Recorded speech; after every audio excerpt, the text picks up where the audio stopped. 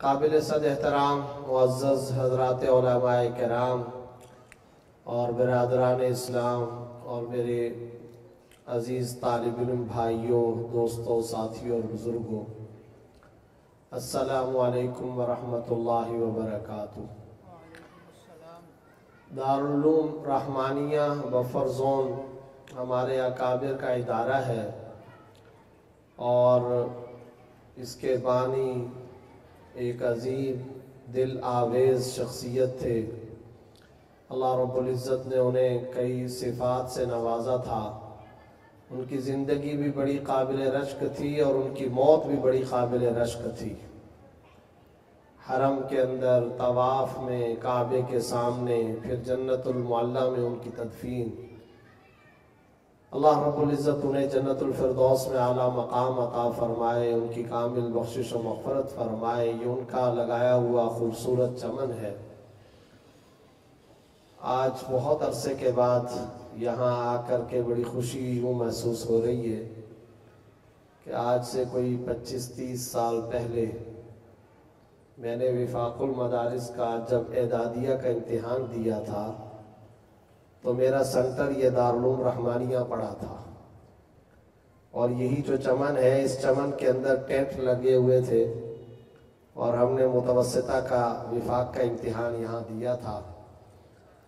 بس اس کے بعد سے لے کر کے آج یہاں حاضری کا موقع مل رہا ہے۔ اللہ تعالیٰ اس ادارے کو دن دگنی رات چگنی ترقی عطا فرمائے۔ پھر جب ہم دارالعلوم کراچی میں پڑھتے تھے تو دارالعلوم میں مولانا عطاء الرحمن صاحب وہ تشریف لایا کرتے تھے، ان کی گاڑی، ان کا ہمارے اساتذہ سے ملنا جلنا، وہ سارے مناظر یاد آتے ہیں۔ سیرت طیبہ کے عنوان پر آج یہ بڑی پروقار تقریب منعقد کی گئی ہے۔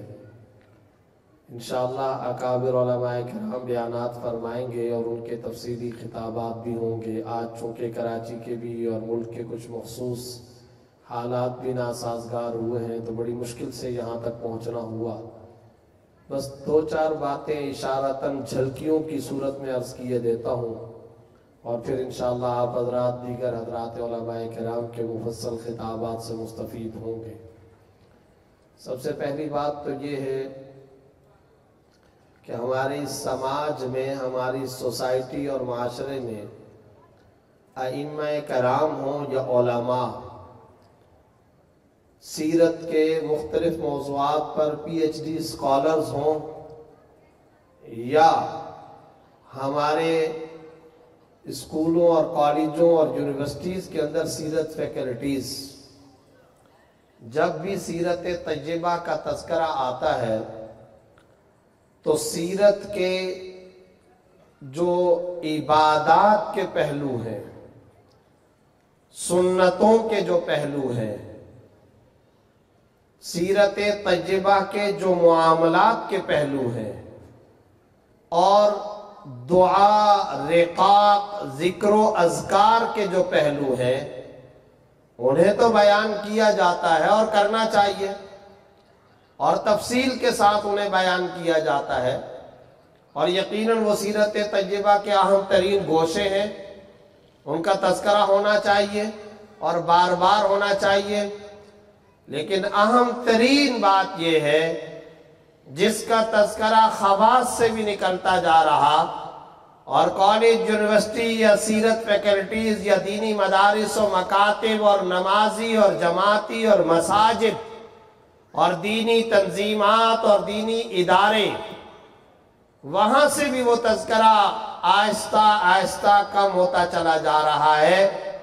وہ یہ کہ عمل کی سنتیں تو بیان کی جاتی ہیں، دعا، ذکر و تلاوت اور عبادت اور نوافل کی سنتیں تو بیان کی جاتی ہیں، مگر سرکار دو عالم صلی اللہ علیہ وسلم کی سنت فکر و خیال، آپ صلی اللہ علیہ وسلم کی سنت مزاج و مذاق، آپ صلی اللہ علیہ وسلم کی سنت کڑھن و احساس، آپ صلی اللہ علیہ وسلم کا سوچنے کا بابصیرت انداز، آپ صلی اللہ علیہ وسلم کے تصورات، آپ صلی اللہ علیہ وسلم کے تفکرات، آپ صلی اللہ علیہ وسلم کے تاثرات، ان چیزوں کا بیان نہیں ہوتا۔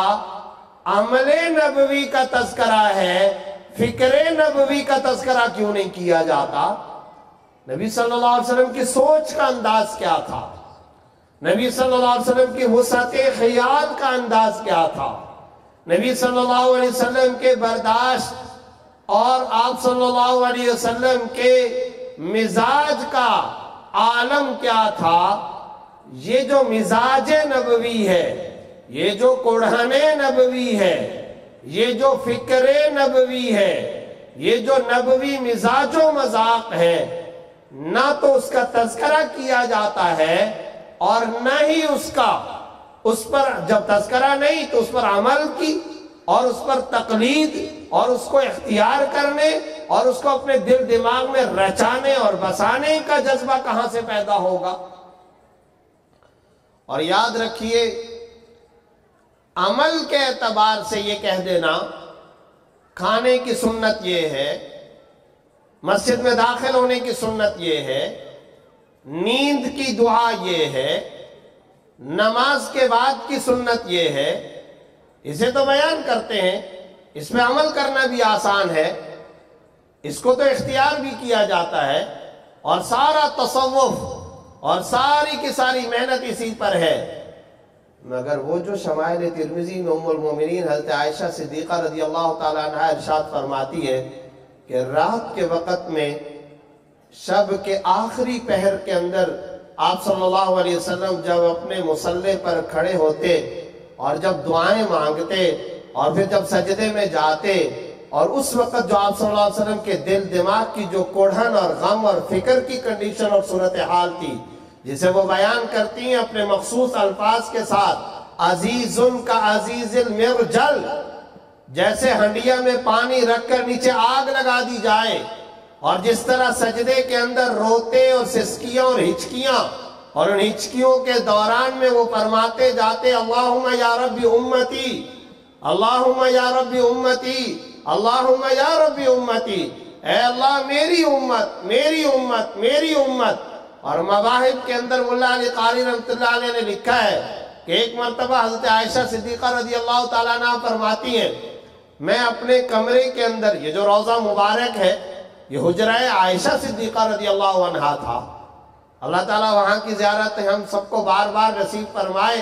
وہ فرماتی ہے کہ کمرے میں ایک مرتبہ جاگی، دائیں بائیں دیکھا کہ بستر پر آپ صلی اللہ علیہ وسلم موجود نہیں، تو مجھے فکر لاحق ہوئی، چراغ نہیں تھا، میں بستر پر ہاتھ لگا کر کے چھونے کی کوشش کرتی، مگر دائیں بائیں کہیں آپ صلی اللہ علیہ وسلم نظر نہ آئے۔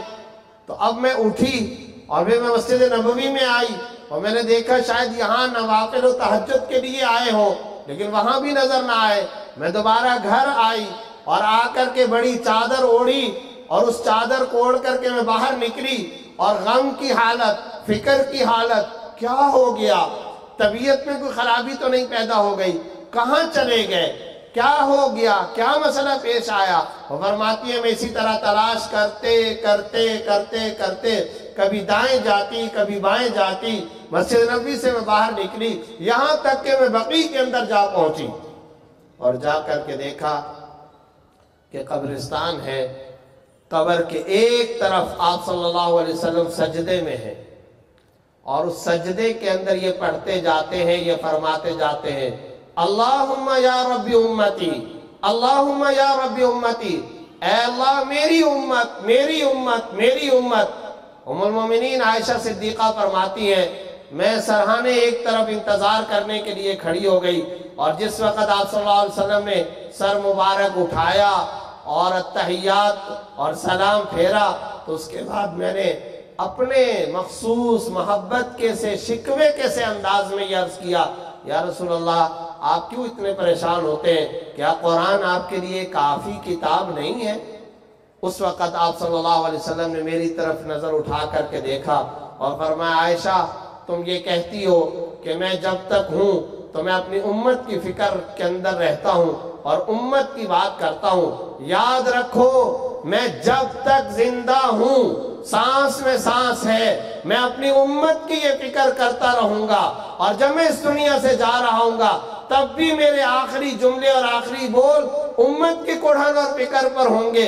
اور پھر جب میں اس دنیا سے چلا جاؤں گا اور قیامت کا منظر قائم ہوگا اور پل صراط کا منظر قائم ہوگا، اس وقت بھی صورتحال یہ ہوگی کہ میں پل صراط کے قریب ہوں گا، میرا پہلا امتی جب جائے گا وہاں جا کر کے وہ پکارے گا واہ محمد آ، واہ محمد آ، میں اس وقت اس کی مدد و سفارش کے لیے جاؤں گا۔ اور جب میں اس طرف جاؤں گا تو راستے میں کسی ٹھوکر کے لگنے کی وجہ سے شاید لڑکھڑانے لگوں، وَجِبْرِيلٌ آخِذٌ بِحِجْزَتِي، جبرائیل آ کر کے مجھے تھامیں گے، اور اس وقت میں سجدے میں گروں گا، اس وقت بھی میری زبان پر یہی ہوگا اللہم یا رب امتی، اللہم یا رب امتی، اللہم یا رب امتی۔ یہ بقیع کے قبرستان میں حضرت عائشہ اور رسول اللہ صلی اللہ علیہ وسلم کا مکالمہ ہے۔ اب بحیثیت ایک ناقص طالب علم ہونے کے مجھے محاسبہ کرنا ہے، بحیثیت ایک امام مسجد، ایک عالم، ایک مفتی، ایک شیخ الحدیث، ایک دینی رہبر و رہنما، میں اپنا تجزیہ کروں، آپ تجزیہ کریں، میرے مدارس کے طالب علم بھائی تجزیہ کریں، ہم تو طلبہ ہیں۔ ہر عالم کو اس بات کا محاسبہ اور تجزیہ کرنے کی ضرورت ہے، کیا مجھے اپنے اہل محلہ کی یہ کوڑھن حاصل ہے؟ کیا میں امت کی اس فکر کا حامل ہوں؟ کیا عالم اسلام کے حالات امہ کی مجموعی صورتحال پر میری بھی راتوں کو کوئی سسکیاں نکلتی ہیں؟ کیا میں بھی آنکھوں سے آنسو بہاتا ہوں؟ کیا میرے اندر بھی ہچکیوں کا یہ جذبہ ہے؟ اور کیا فارس، شام و یمن، کوفہ و عراق سے اگر کوئی تکلیف دے خبر کسی مسلم ماں کی، کسی مسلم بہن کی، کسی مسلم نوجوان کی اگر ملتی تو مدینہ میں سرکار دو عالم صلی اللہ علیہ وسلم اور آپ صلی اللہ علیہ وسلم کے قریبی رفقا اور یہ حضرت فاروق اعظم اور ان کی فاروقی افواج تڑپ اٹھا کرتی تھی، کیا یہ دینی قلبی کوڑھن کے فکری جذبات میرے اندر آج موجود ہیں؟ اس لیے میں یہ عرض کرتا ہوں اور بار بار یہ عرض کرتا ہوں، دعاؤں کی سنت کو بیان کیا جاتا ہے، عمل کی سنت کو بیان کیا جاتا ہے، عبادت و نماز کی سنت کو بیان کیا جاتا ہے، فکر و خیال کی سنتوں کو کیوں بیان نہیں کیا جاتا؟ مزاج و مزاج کی سنت کو کیوں نہیں بیان کیا جاتا؟ کوڑھن و احساس کی سنتوں کا تذکرہ کیوں نہیں ہوتا؟ بخاری کی 3 نمبر کی حدیث ہے، ام المومنین حضرت خدیجہ الکبریٰ رضی اللہ تعالیٰ عنہ نبوت کا تعارف کرا رہی ہیں، اور اہلیہ سے زیادہ شوہر کا کوئی بہتر تعارف نہیں کرا سکتا۔ علامہ سید سلیمان ندوی رحمۃ اللہ علیہ نے لکھا ہے، نبی کے حقانیت کے دلائل میں ایک دلیل یہ لکھی ہے، بیوی نہیں مانا کرتی، بیوی شوہر کی بزرگی کی قائل نہیں ہوا کرتی آسانی کے ساتھ، اس کے سامنے شوہر کے سارے حالات ہوتے ہیں، نجی بھی، خفیہ بھی، اعلانیہ بھی۔ پر سرکار دو عالم صلی اللہ علیہ وسلم کی نبوت کی حقانیت کی ایک دلیل بھی یہ ہے، خواتین میں سب سے پہلے اگر کسی نے اسلام قبول کیا ہے تو وہ ام المومنین حضرت خدیجہ الکبریٰ، اور یہ تعارف کرا رہی ہیں سرکار دو عالم صلی اللہ علیہ وسلم کا۔ 10 باتوں کی شہادت دی ہے، 10 کی۔ اور یہ کون سا موقع تھا؟ سب نے وہ واقعہ بڑا مشہور سن رکھا ہے، غار حرا، پہلی وحی تشریف لاتے ہیں اور آ کر کے فرماتے ہیں کہ بہت بڑی ذمہ داری مجھے دی گئی ہے، انی خشیت علی نفسی، مجھے ڈر ہے کہ شاید میں دنیا سے ہی نہ چلا جاؤں۔ اب حضرت خدیجہ بولتی ہیں اور ارشاد فرماتی ہیں، کلا واللہ لا یخزیک اللہ ابدا، یا رسول اللہ کبھی اللہ آپ کو ناکام نہیں کرے گا، انت تصل الرحم، تکسب المعدوم، تحمل الکل، تقری الضعیف، تعین علی نوائب الحق۔ آپ بے روزگاروں کو روزگار پر لگاتے ہیں، آپ مہمانوں کی خاطر تواضع کرتے ہیں، آنے والے ڈیلیگیشنز اور وفود کا اکرام و احترام کرتے ہیں، फुकरा, मसाकीन, यतीमों के आप मंबा, मलजा, मरकज, ठिकाना है, हक का साथ देते हैं। हमेशा आपने हक का साथ दिया, रिश्ते नाते आप जोड़ते हैं, आपकी तरफ यतीम आते हैं, बेवगान के आप सहारा हैं, बेरोजगारों का आप सहारा हैं, आप उम्मत के, इंसानियत के मजलूम तबकात का साथ देते हैं, दुखी इंसानियत का आप मंबा और ठिकाना है। अब ये 10-12 बातों की शहादतें हजरत खदीजा दे रही हैं। बस जब हम ये पढ़ते हैं अल उलमा वरासतुल अंबिया, उलमा अंबिया के वारिस है, तो विरासत एक चीज में नहीं होती है, तरका मुंतकिल होता है तो पूरे का पूरा मुंतकिल होता है। विरासत आगे शिफ्ट और ट्रांसफर होती है तो पूरे के पूरे, ये नहीं एक प्लाट में विरासत होगी दूसरे मकान में विरासत नहीं होगी। कपड़ों में तरका और जायदाद का हुक्म होगा और प्लाट के अंदर नहीं होगा, जेवर के अंदर होगा, नकदी के अंदर नहीं होगा, ऐसा नहीं है।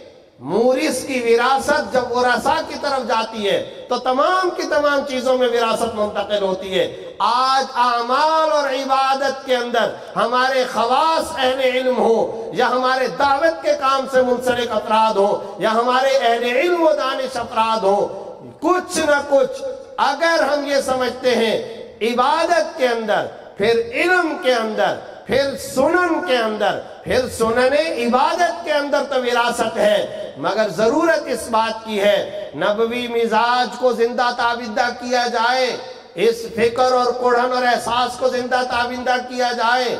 मैं अगर इमाम मस्जिद हूँ, हदीसे बुखारी के अंदर यह आ रहा है कि मैं बेरोजगारों का सहारा बन रहा या नहीं बन रहा, मेरे मोहल्ले में यतीम बच्चों जितने रहते हैं उनकी फहरिस्त मेरे पास है क्या? मेरे मोहल्ले, टाउन, इलाके, कम्युनिटी, बिरादरी, कबीले के अंदर जितनी बेवगान है उनकी लिस्ट मेरे पास मौजूद है क्या? मैं रिफाही सोच रखता हूँ क्या? फलाही सोच रखता हूँ क्या? समाजी खिदमत में करता हूँ? एक आलिम दीन इमाम मस्जिद सोचता है मेरा ये काम नहीं।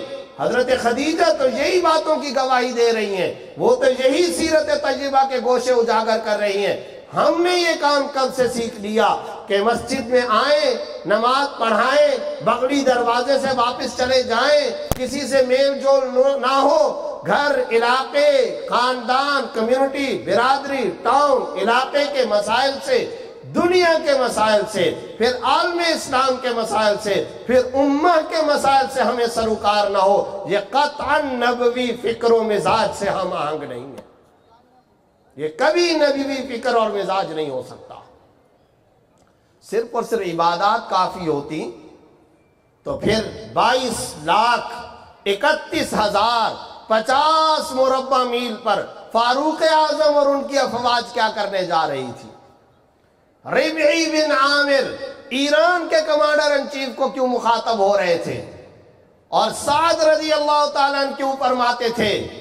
और रिबई का ये जुमला क्यों तारीख के सुनहरी हिस्से के अंदर आज भी महफूज है? खरजना लिनुखरिजल इबाद मिन इबादतिल इबाद इला इबादति रब्बिल इबाद। हम नहीं आए हैं, तश्कील हुई है। हम नहीं आए, हज्जतुल वदा की तश्कील पर आए हैं।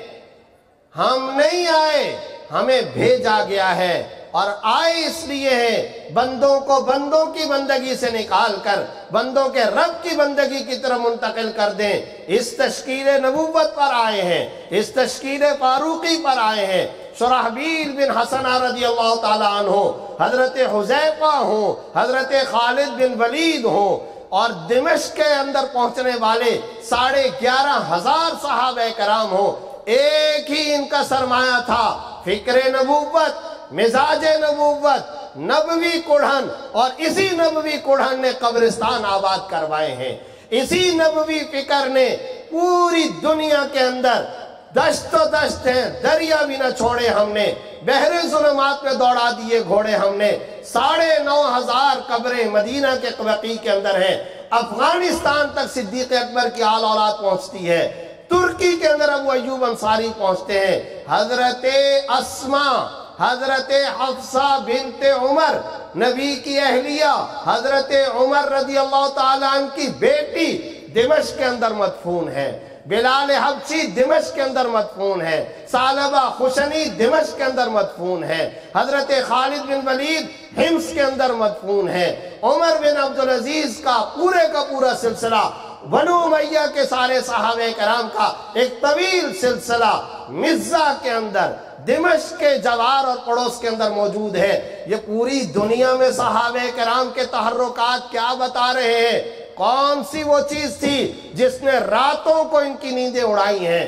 کون سی وہ چیز تھی جس نے قبیلہ چھڑوایا، جس نے اپنے علاقے چھڑوائے؟ کون سی وہ چیز تھی جس نے ان کے وطن ان سے چھڑوائے، جس نے ان کو دیار غیر میں جا کر کے کہاں اندلس ہے، کہاں غرناطہ ہے، کہاں الحمرہ ہے، حضرت عبداللہ بن رواحہ میں دیکھ کر کے عمان، اردن، آج بھی 4.5 گھنٹے کی فلائٹ ہے، زید بن حارثہ، جعفر طیار، عبداللہ بن رواحہ، اوس بن قاسم تاجکستان اور کازکستان کے اندر، ان سب صحابہ کو ایک ہی چیز، ایک ہی سرمایہ، ایک ہی اثاثہ ان کے پاس تھا اور ایک ہی مشن تھا، اور وہ مشن فکر نبوی، مزاج نبوت، نبوی کڑھن، نبوی احساس، جس نے صحابہ کو بھی، صحابیات کو بھی اپنے وطن میں نہیں رہنے دیا۔ پھر یہ تحرکات قائم ہوئے اور پوری دنیا کو اسلام کے زیر نگیں لا کر کے کھڑا کر دیا۔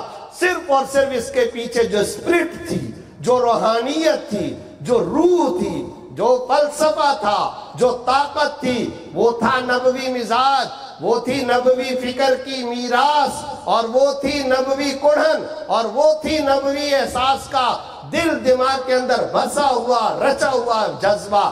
اس جذبے کو آج اہل علم کے اندر زندہ کرنے کی ضرورت ہے، اس جذبے کو پیدا کرنے کی ضرورت ہے۔ اس لیے بیانات ہوتے ہیں، تقاریر ہوتی ہے، اور ان بیانات میں کہا جاتا ہے کھانے کی سنت یہ ہے، ان میں کہا جاتا ہے رات کے وقت عبادت کی سنت یہ ہے، مگر خدا کرے یہ دل کا جذبہ ہمارے اندر پیدا ہو۔ شیخ الحدیث حضرت مولانا زکریا صاحب رحمۃ اللہ علیہ علماء کی ایک مرتبہ مجلس کے اندر بیٹھے ہیں، علماء میں سے کسی نے پوچھا حضرت میٹھا پہلے کھانا سنت ہے یا کرارا پہلے کھانا سنت ہے؟ بعض لوگ کہتے ہیں کھانا کھانے کے بعد میٹھا کھایا جائے اور یہ سنت ہے۔ حضرت سے پوچھا ان سے زیادہ کون حدیث کا ماہر اور شمائل کا ماہر، بخاری کے شارح؟ حضرت سر جھکائے نیچے بیٹھے۔ دوبارہ سوال ہوا، اب جب حضرت نے سر اٹھایا تو آنکھوں کے اندر آنسو تھے۔ فرمایا چھوڑو میٹھے اور کرارے کو، فقر و فاقہ کرنا سنت ہے، فاقے کرنا سنت ہے، رونا سنت ہے، یہ آنسو لانا یہ سنت ہے، یہ بے چینی یہ سنت ہے۔ اور آج ہمارے اہل علم و دانش سے بھی یہ چیز اٹھتی چلی جا رہی ہے۔ اس کے لیے میں اپنے طالب علم بھائیوں سے ایک درخواست کرتا ہوں، اور یہ وہ درخواست ہے، اساتذہ یا علماء نہیں، وہ مخاطب جو ہمارے طلبہ یہاں زیادہ نظر آ رہے ہیں، حضرت مولانا سید ابو الحسن علی میاں ندوی رحمۃ اللہ علیہ کی کتب کا مطالعہ فرمائیے۔ منصب نبوت اور اس کے عالی مقام حاملین، پڑھیے اس کو۔ ماذا خسر العالم بانحطاط المسلمین، اس کا مطالعہ کیجئے۔ مغرب سے کچھ صاف صاف باتیں، اس کا مطالعہ کیجئے۔ نبی رحمت کا مطالعہ کیجئے، رحمت للعالمین کا مطالعہ کیجئے۔ اور تحفے کے طور پر اپنے طالب علم بھائیوں کو ایک کتاب کا نام بتاتا ہوں، مختصر کتاب، چھوٹی کتاب، مگر پڑھیے۔ پھر کہتا ہوں پڑھیے، پھر رک کر کے کہتا ہوں پڑھیے، اور بار بار پڑھیے۔ علامہ سید سلیمان ندوی رحمۃ اللہ علیہ کے ہندوستان کے اندر مدراس یونیورسٹی میں 7 خطبات ہیں۔ نبی اکرم سرور دو عالم صلی اللہ علیہ وسلم کا کاملیت کا پہلو، اکملیت کا پہلو، عملیت کا پہلو، تاریخیت کا پہلو، اور اس میں جو انہوں نے کمپٹیشن آف ریلیجس بیان کیا، اور اس میں رسول اللہ صلی اللہ علیہ وسلم کی جس انداز میں سیرت کو بیان کیا ہے، ایک ایک طالب علم کا فرض ہے اس کا مطالعہ کرے اور بار بار مطالعہ کرے۔ کتاب کا نام ہے خطبات مدراس۔ مدراس یونیورسٹی میں حضرت کے ساتھ خطبات ہوئے تھے، ان 7 لیکچرز کا یہ مجموعہ ہے، اس کا مطالعہ کیجئے اور رچا بسا لیجئے اس کو اپنے دل دماغ کے اندر۔ انتہائی اہم ترین کتاب ہے۔ اللہ تعالیٰ مجھے اور آپ کو اس کی توفیق عطا فرمائے۔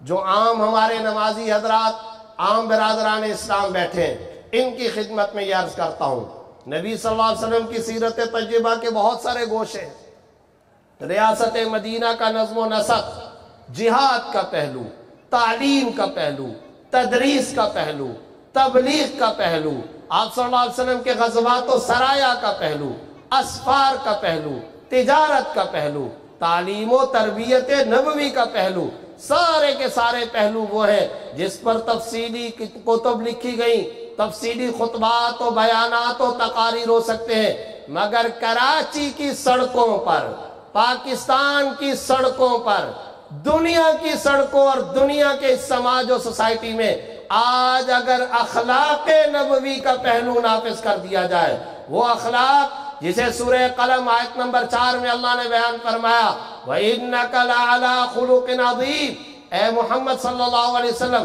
بے شک آپ اخلاق و کردار کی بلندی پر فائز ہیں۔ اخلاق نبوی صرف اور صرف اس گوشے کو اگر آج دنیا میں نافذ کر دیا جائے، ہمارے سماج اور معاشرے کے 99% مسائل خود بخود حل ہو جائیں گے۔ ان اخلاق نبوی کو عدلیہ میں، مقننہ میں، ریاستی اداروں میں، سڑکوں پر، شاپنگ سینٹروں میں، مالز میں، کچہریوں میں، بازاروں میں، روڈوں پر، مکاتب میں، مدارس میں، اپنی گلیوں میں، اپنے محلوں میں انہیں زندہ کرنے کی ضرورت ہے۔ اور یاد رکھیے انہی اخلاق نبوی کا یہ کرشمہ تھا کہ یہ پوری دنیا زیر نگین اسلام آئی ہے۔ آج بھی اس کے اندر وہ اسپرٹ اور طاقت موجود ہے، آج بھی موجود ہے۔ اور اگر تجربہ کرنا ہو تو تجربہ بھی کر لیجئے کبھی۔ لائن لگی بھی ہوتی ہے اور اس لائن کے اندر کیا ہوتا ہے، ہر آدمی بجلی کا بل جمع کرانے کے لیے، کوئی چیز حاصل کرنے کے لیے کیو کے اندر لائن پہ لگا ہوا ہے۔ اب وہ جب لگا ہوا ہے نا تو ہر آدمی کوشش کرتا ہے کہ یہ جو اس وقت بندہ ہے تو میں اس سے آگے چلا جاؤں، ادھر سے بھی ادھر سے بھی، وہ بھی کوشش کر رہا ہے، یہ بھی کوشش کر رہے ہیں، یہ کھینچا تانی کا ماحول ہے۔ تجربہ کر لیجئے، میں نے بھی کیا ہے، آپ بھی کریں، بہت مزہ آئے گا، بڑا لطف آئے گا، انجوائے کریں گے آپ۔ این اس وقت جب اگلا بندہ دائیں بائیں سے آگے بڑھنے کی کوشش کر رہا ہو، آپ ذرا سائڈ پر ہو جائیں اور کہیں جی آپ آگے آ جائیں گے۔ دیکھیے وہ اگلا بندہ اگر باضمیر ہوگا کیسے پانی پانی ہوتا ہے، فوراً وہ آپ کو اشارہ کر کے نہیں آپ آگے ہو جائیے۔ روڈ پر جا رہے ہیں نا، گاڑی ہے، آپ چلا رہے ہیں، وہ والا ساتھ والا بھی ہے، آپ کوشش کر رہے ہیں کہ میں آگے جاؤں، وہ کوشش کر رہے ہیں کہ میں آگے جاؤں، اور بڑبڑا بھی رہے ہیں اور شیشہ بند ہے، کوئی نہ کوئی گالم گلوچ بھی کر رہے ہیں۔ این اسی وقت میں رک جاؤ، رک جاؤ اور ایسے ہاتھ سے اشارہ کرو کہ آپ آگے جائیے، پھر ذرا دیکھیے کہ اس کا ریئیکشن کیا ہوتا ہے۔ یقیناً وہ آپ سے کہے نہیں نہیں نہیں میں رکتا ہوں، آپ آگے جائیے۔ آج بھی خدا کی قسم انہیں ایثار والے اخلاق نبوی میں قوت موجود ہے، آج بھی طاقت موجود ہے۔ بیان کرنے کے لیے تو بہت آسانی کے ساتھ ہم بیان کرتے ہیں کہ رسول اللہ صلی اللہ علیہ وسلم کے اخلاق عظیمہ یہ تھے، جو پتھر مارتا پھول برساتے، جو گالی دیتا دعائیں دیتے تھے، جو زیادتی کرتا تھا احسان کا معاملہ فرماتے تھے۔ عمل ہم نے کب کیا ہے؟ اخلاق نبوی، خدا کی قسم صرف اور صرف یہی ایک پہلو نافذ ہو جائے، ہمارے بے شمار مسائل حل ہو جائیں۔ اور یہ یاد رکھیے یہ ہر ایک کا مسئلہ ہے، یہ صرف اور صرف عوام مخاطب نہیں ہے، ہر ایک اس کا محتاج ہے، ہر ایک کو اس کی ضرورت ہے۔ صرف اور صرف ذرا ہم اس طرح متوجہ ہو جائیں۔ بڑی آسانی کے ساتھ شمائل ترمذی کے اندر ہم یہ حدیث پڑھتے ہیں، جب بھی کوئی شخص آپ صلی اللہ علیہ وسلم کے پاس آتا، مصافحہ کرتا، ملتا، جب تک وہ اپنی بات پوری کر کے ہٹ نہ جاتا، از خود چلا نہ جاتا، آپ صلی اللہ علیہ وسلم مکمل سرتاپا اس کی طرف متوجہ ہوتے۔ بیان کر لیا میں نے، آپ نے سن لیا، خنجر چل جائیں گے اس سنت پر عمل کرنے کے لیے۔ آرے چلیں گے سینے پر. کوئی مصروف آدمی، ہر وقت لوگ سلام کر رہے ہیں، مل رہے ہیں، بات کر رہے ہیں، ایک آ رہا ہے دوسرا آ رہا ہے. کوئی دنیا میں کیا مصروف ہوگا جو رسول اللہ صلی اللہ علیہ وسلم مصروف تھے؟ آپ صلی اللہ علیہ وسلم سے زیادہ مصروفیت کس کی ہے؟ اور حدیث سے شمائل ترمذی میں سنت کیا آ رہی ہے؟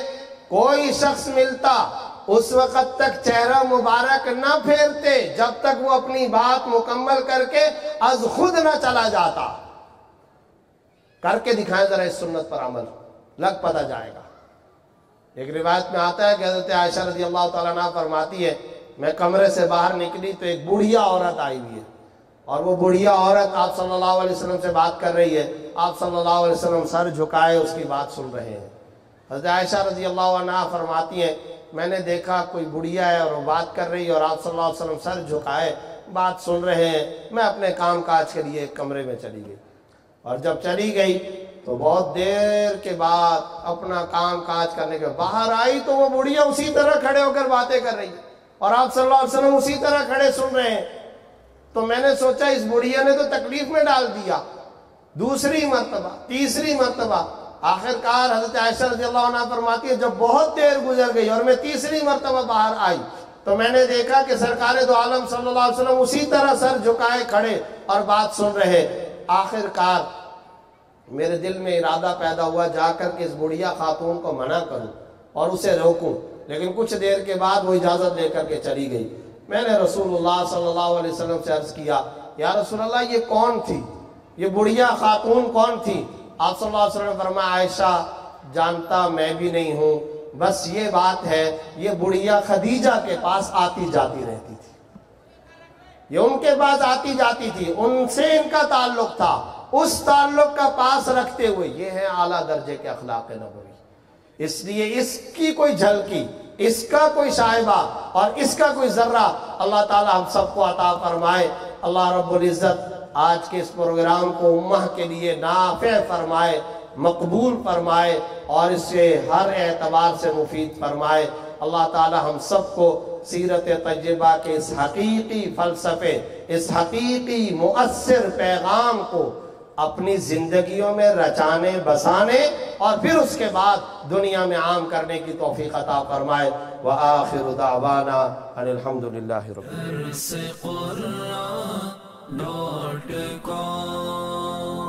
www.darsequran.com